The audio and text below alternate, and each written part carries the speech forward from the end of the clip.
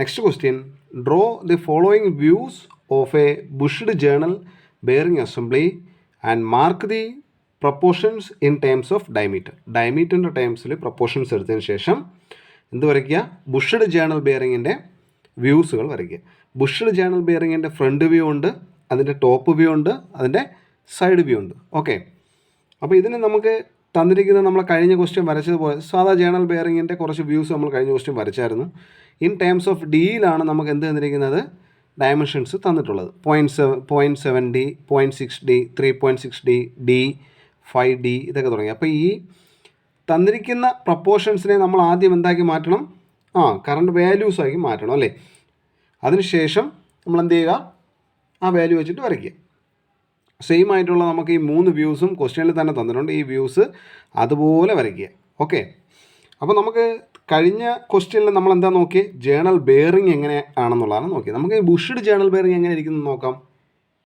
കേട്ടോ, നമ്മുടെ bushed journal bearing എന്ന് പറഞ്ഞാൽ നമ്മളിപ്പോൾ പിക്ചറിൽ കാണുന്ന ഇതിനെയാണ് ബുഷ്ഡ് ജേണൽ ബെയറിംഗ്. നമ്മൾ നോർമൽ ജേണൽ ബെയറിംഗ് വരച്ചതിനകത്ത് നമുക്ക് ഈ ഒരു ബുഷ് ഇല്ലായിരുന്നു അല്ലേ. അപ്പോൾ ബുഷ്ഡ് ജേണൽ ബെയറിങ്ങിനകത്ത് ഈ ഒരു ബുഷ് കൂടി വരും. അത് മാത്രമേ ഉള്ളൂ പ്രത്യേകത. കഴിഞ്ഞ ജേണൽ ബെയറിങ്ങിനകത്ത് ഓയിൽ ഹോൾ ഉണ്ടായിരുന്നു. അതിനുശേഷം നമ്മളിതിനകത്ത് ഷാഫ്റ്റ് ഫിക്സ് ചെയ്യുന്നു. ബെയറിങ്ങിൻ്റെ പാർട്സ് ഇത്രയാണ്. ഓക്കെ, ബ്ലോക്ക് ഉണ്ടായിരുന്നു. അപ്പോൾ അഡീഷണലായിട്ട് ബുഷ്ഡ് ജേണൽ ബെയറിങ്ങിൽ വന്നതെന്ന് പറഞ്ഞാൽ ഈ ഒരു ബുഷാണ്. ഓക്കെ, മനസ്സിലായോ? അപ്പോൾ ഇതിൻ്റെ ഫ്രണ്ട് വ്യൂ ഈ ഡയറക്ഷനിൽ നോക്കുന്ന, അതായത് ഇങ്ങനെ നോക്കുന്ന ഡയറക്ഷനിലാണ് എന്ത് വ്യൂ ആണെന്ന് ഫ്രണ്ട് വ്യൂ. ഇതിൻ്റെ മുകളിൽ നിന്ന് ഈ ഡയറക്ഷനിൽ നോക്കുമ്പോൾ ഈ കാണുന്ന സർഫസ് ആണ് എന്തെന്ന് പറയുന്നത് അതിൻ്റെ ടോപ്പ് വ്യൂ. ഓക്കെ, ഇനി ഈ സൈഡിൽ നിന്നുള്ള അല്ലെങ്കിൽ ഈ സൈഡിൽ നിന്നുള്ള വ്യൂ അതിൻ്റെ സൈഡ് വ്യൂ. ഓക്കെ, നമ്മൾ ഈ സൈഡിൽ നിന്ന് നോക്കുന്ന അതിൻ്റെ റൈറ്റ് സൈഡിൽ നിന്ന്, ഈ ഒബ്ജക്റ്റിൻ്റെ റൈറ്റ് സൈഡിൽ നിന്ന് നോക്കുമ്പോൾ കാണുന്ന ഈ സൈഡ് വ്യൂ ആണ് നമുക്ക് വരയ്ക്കേണ്ടത്. ഇനി നമുക്ക് ആ ഡയഗ്രത്തിലേക്ക് പോകാം. ഓക്കെ, നമ്മൾ ആദ്യം തന്നെ എന്തെഴുതുക? പ്രപ്പോർഷൻസ് എഴുതുക. നമുക്കിപ്പോൾ ഡി നമ്മളൊരു 20 ആയിട്ടാണ് എടുത്തെന്നിരിക്കട്ടെ. 20 mm ആയിട്ട് നമ്മൾ ഡി അസ്യൂം ചെയ്തു. ഡി നമ്മൾ എഴുതി. ഓക്കെ, ദെൻ 0.7D എന്ന് പറഞ്ഞാൽ 0.7 × 20. 0.7 × 20 നമുക്ക് ചെയ്ത് നോക്കാം. 0.7 × 20 എത്ര വന്നു? 14 mm. Okay, then 3.6D. 3.6 × 20 എത്ര വന്നു? 3.6 × 20 72. അങ്ങനെ നമ്മളെല്ലാം റേഷ്യോ എഴുതണം. ഓക്കെ, അപ്പോൾ നമ്മൾ ഈ പ്രപ്പോർഷൻസ് എല്ലാം എടുത്ത് എഴുതിയിരിക്കുകയാണ്. 3.6D നമ്മൾ എഴുതി. 1.2 അതിൻ്റെ സൈഡ് വ്യൂവിൽ 1.2ൻ്റെ പ്രപ്പോർഷൻ നമ്മൾ എഴുതി 24 എന്ന് കിട്ടി. 1.4Dയുടെ പ്രപ്പോർഷൻ 28 എന്ന് കിട്ടി. ദെൻ അതിനുശേഷം നമുക്ക് 2D അല്ലേ, ഇത് മുതൽ ഇതുവരെയുള്ള ഡിസ്റ്റൻസ് 2Dയുടെ ഡിസ്റ്റൻസ് എന്ന് പറയുന്നത് നമുക്ക് 40 ആണെന്ന് കിട്ടി. ദെൻ 5D + 6 എന്ന് പറയുന്നത് 26 ആണെന്ന് കിട്ടി.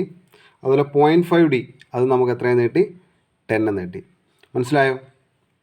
അപ്പോൾ നമ്മൾ ഈ റേഷ്യോസ് എല്ലാം അതായത് പ്രപ്പോർഷണൽ ആയിട്ടുള്ള ഡയമീറ്ററിൽ തന്നിട്ടുള്ള പ്രപ്പോർഷണൽ ആയിട്ടുള്ളതിനെ നമ്മൾ മാറ്റി ഇപ്പോൾ നമ്മളൊരു വാല്യൂസ് ആക്കി വെച്ചിരിക്കുകയാണ്. ഇതിന് ശേഷം നമ്മൾ എന്ത് ചെയ്യുക? വരച്ചു തുടങ്ങാം. ഇനി നമുക്ക് വരയ്ക്കുന്നത് എങ്ങനെയാണെന്ന് നോക്കാം. ഓക്കെ, ആദ്യം തന്നെ നമ്മൾ കഴിഞ്ഞ ജേണൽ ബെയറിംഗ് വരച്ച പോലെ ഇങ്ങനെ ഒരു ലൈൻ വരയ്ക്കുക.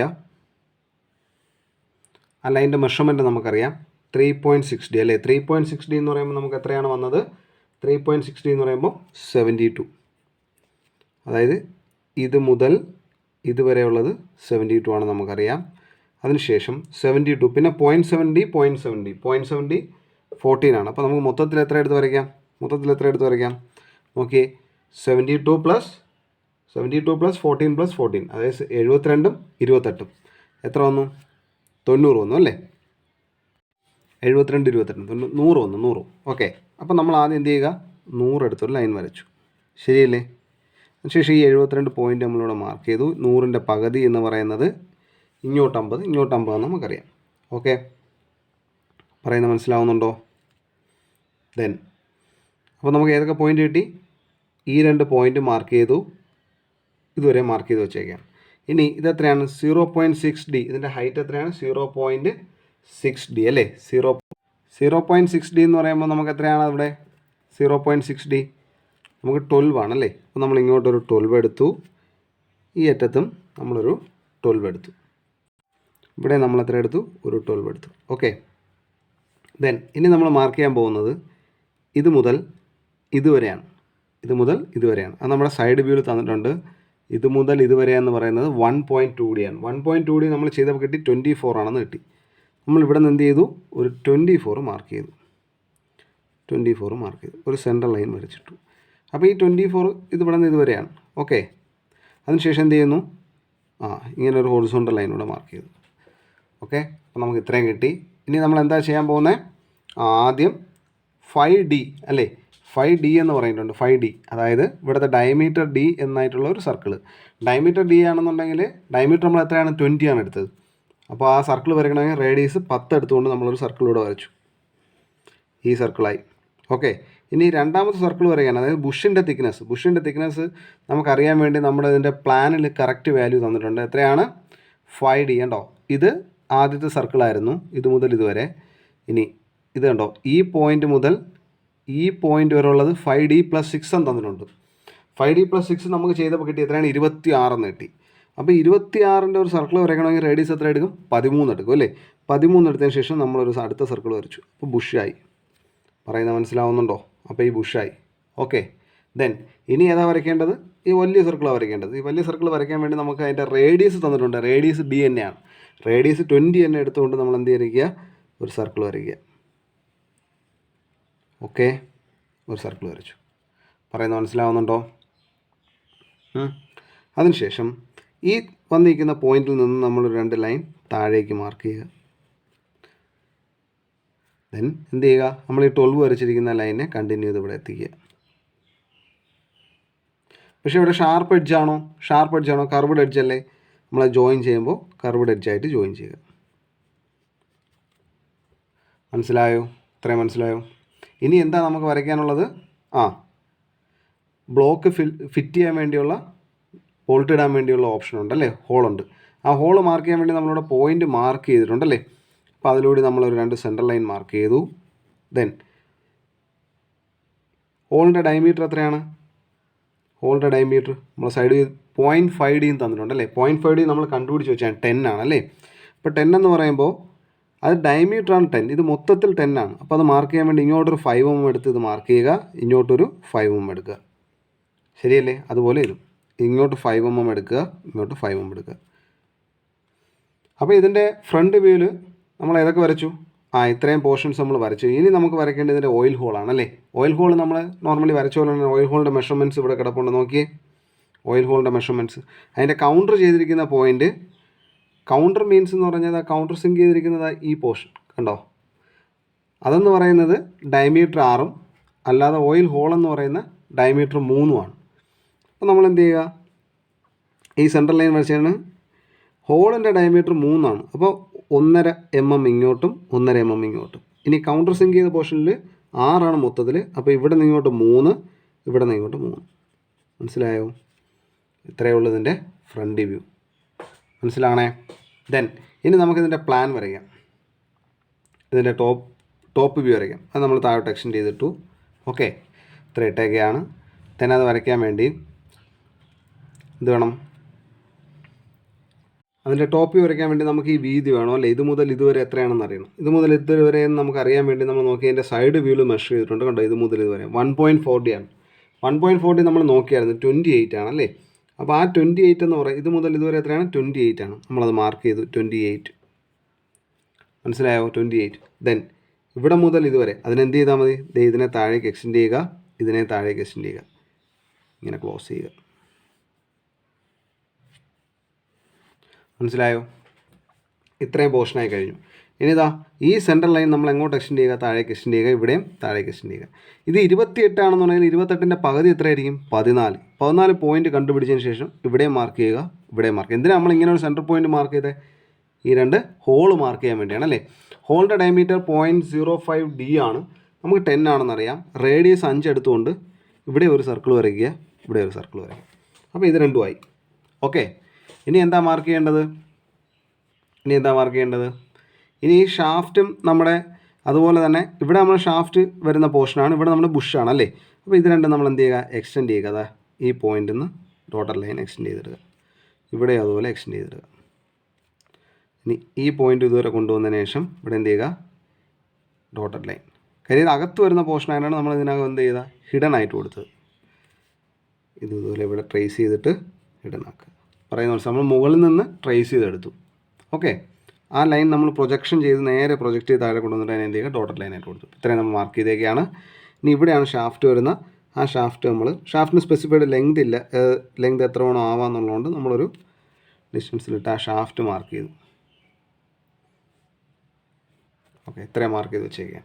ഇനി നമുക്ക് എന്താ വേണ്ടത്, ആ ഓയിൽ ഹോൾ മാർക്ക് ചെയ്യണം, അല്ലെങ്കിൽ ഈ ഓയിൽ ഹോൾ മാർക്ക് ചെയ്യണം. ഓയിൽ ഹോൾ എന്ന് പറയുന്നതും എവിടെയാണ്, ഈ സെൻറ്റർ പോയിൻ്റ് തന്നെയാണ്. അത് അതായത് 28ൻ്റെ പകുതിയിൽ തന്നെയാണ് അവിടെ വെച്ചിട്ട് 3 mm റേഡിയസ് വരുന്ന രീതിക്ക് ഒരു സർക്കിൾ, 6 mm റേഡിയസ് വരുന്ന സ്ഥിതിക്ക് അടുത്ത സർക്കിൾ, 6 mm ഡയമീറ്റർ. അപ്പോൾ 1.5 mm റേഡിയസ് എടുത്ത് ഒരു സർക്കിൾ, 3 mm റേഡിയസ് എടുത്ത് അടുത്ത സർക്കിൾ.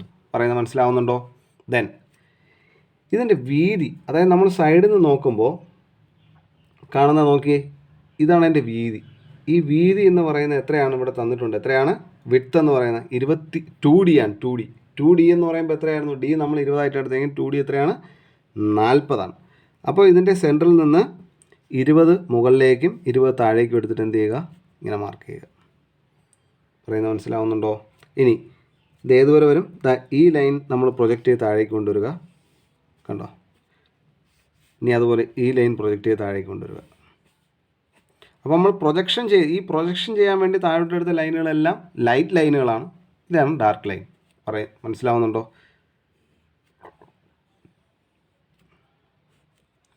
ഇതാണ് എന്തെന്ന് പറയുന്നത് ഇതിൻ്റെ ടോപ്പ് വ്യൂ. ഇനി ഏതാ വരയ്ക്കേണ്ടത്, ഇതിൻ്റെ സൈഡ് വ്യൂ. ഈ ഒരു വ്യൂവും കൂടെ നമുക്ക് വരയ്ക്കാനുള്ളൂ. ഓക്കെ, അപ്പോൾ ഇത് വരയ്ക്കാൻ വേണ്ടി നമ്മൾ എന്ത് ചെയ്യണം, ഇതിൻ്റെ ഫ്രണ്ട് വ്യൂവിനെ എന്ത് ചെയ്യുക, ലൈനുകൾ ഇങ്ങോട്ട് പ്രൊജക്റ്റ് ചെയ്യുക. ഓക്കെ, നമുക്കിനി സൈഡ് വ്യൂ കൂടെ വരയ്ക്കാം. ഓക്കെ, നമ്മൾ സൈഡ് വ്യൂ വരയ്ക്കുകയാണ്. നമ്മൾ ഈ ലൈൻ ഇങ്ങനെ പ്രൊജക്റ്റ് ചെയ്തിട്ടു, കണ്ടോ? ഈ ലൈൻ പ്രൊജക്റ്റ് ചെയ്തിട്ടു.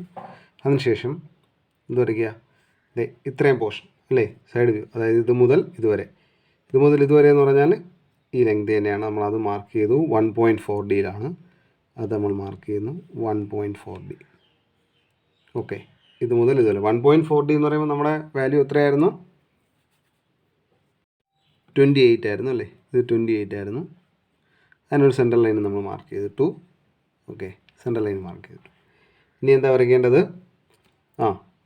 ഇത് മുതൽ ഇതുവരെയുള്ളതല്ലേ, ഇത് മുതൽ ഇതുവരെയുള്ള അതിൻ്റെ സൈഡിൽ നിന്ന് നോക്കുമ്പോൾ അത് എത്രയായിരുന്നു, അത് വരയ്ക്കാൻ വേണ്ടി നമ്മൾ എന്ത് ചെയ്യുക, ഈ സർക്കിളിൻ്റെ പോയിൻറ്റിനെ നമ്മൾ നേരെ പ്രൊജക്റ്റ് ചെയ്ത് കൊണ്ടുവന്നതിന് ശേഷം അത് നമ്മളിവിടെ മാർക്ക് ചെയ്യുക. കണ്ടോ? അപ്പോൾ നമുക്ക് ഈ പോയിൻ്റ് കിട്ടും. കണ്ടോ? ഈ സർക്കിളിൻ്റെ പോയിൻ്റ് കണ്ടോ? ഈ സർക്കിളിൻ്റെ പ്രൊജക്ഷൻ പോയിൻ്റാണിത്. അതുപോലെ ഈ സർക്കിളിൻ്റെ പ്രൊജക്ഷൻ പോയിൻ്റാണിത്. അപ്പോൾ അത് രണ്ടും നമ്മൾ മാർക്ക് ചെയ്യുക.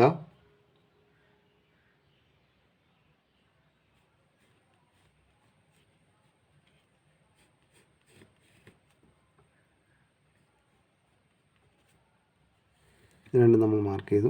ഇത് തമ്മിലുള്ള ഡിസ്റ്റൻസ് എത്രയാണ്, 2D ആണല്ലേ, 2D. അത് നമ്മൾ മാർക്ക് ചെയ്തു. ഇത്രയും നമ്മൾ മാർക്ക് ചെയ്ത് വെച്ചേക്കാം. 2D എന്ന് പറയുമ്പോൾ നമുക്ക് എത്രയാണ്, 40 ആണ്. നമ്മളത് രണ്ട് മാർക്ക് ചെയ്തു. ദെൻ ഇത് മുതൽ ഇതിൻ്റെ സെൻട്രൽ പോയിൻ്റ് എന്ന് പറയുന്നത് ഇതാണ് ഇതിൻ്റെ സെൻട്രൽ പോയിൻ്റ്, അതും നമ്മൾ മാർക്ക് ചെയ്ത് വെച്ചു. ഓക്കെ, ദെൻ ഇത് പ്രൊജക്ഷൻ ചെയ്തതിന് ശേഷം ഇത് നമ്മളിവിടെ ഡോട്ടഡ് ലൈനായിട്ട് ഇട്ടു. ഇതും ഇങ്ങനെ കൊണ്ടുവന്നൊരു ഡോട്ടഡ് ലൈൻ, ഹിഡൻ ലൈനായിട്ട് മാർക്ക് ചെയ്തു. ദെൻ ബുഷിൻ്റെ ഇൻറ്റേർണൽ ഡയമീറ്റർ അതും ഹിഡൻ ലൈനായിട്ട് മാർക്ക് ചെയ്തു. ഈ ബുഷിൻ്റെ ഈ പോർഷനിലും ഹിഡൻ ലൈനായിട്ട് മാർക്ക് ചെയ്തു. ഇവിടെയാണ് നമ്മൾ ഷാഫ്റ്റ് വരയ്ക്കുന്നത്. ആ ഷാഫ്റ്റ് നമ്മൾ മാർക്ക് ചെയ്യുന്നു.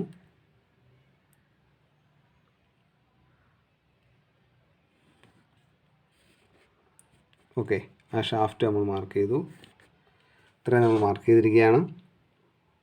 ഇനി എന്താ വരയ്ക്കേണ്ട, സൈഡ് വ്യൂ കൂടെ നോക്കുമ്പോൾ കാണുന്ന ഇതിൻ്റെ ഓയിൽ ഹോൾ മാർക്ക് ചെയ്യണം. കണ്ടോ? ഓയിൽ ഹോൾ നമുക്കറിയാം 3 mm ആണ്. അപ്പോൾ 1.5 മാർക്ക് ചെയ്തു. ഈ കൗണ്ടർ സിങ്ക് പോയിൻ്റ് മാർക്ക് ചെയ്ത് വെച്ചു. ഓക്കെ, ഇതാണ് അതിൻ്റെ സൈഡ് വ്യൂ.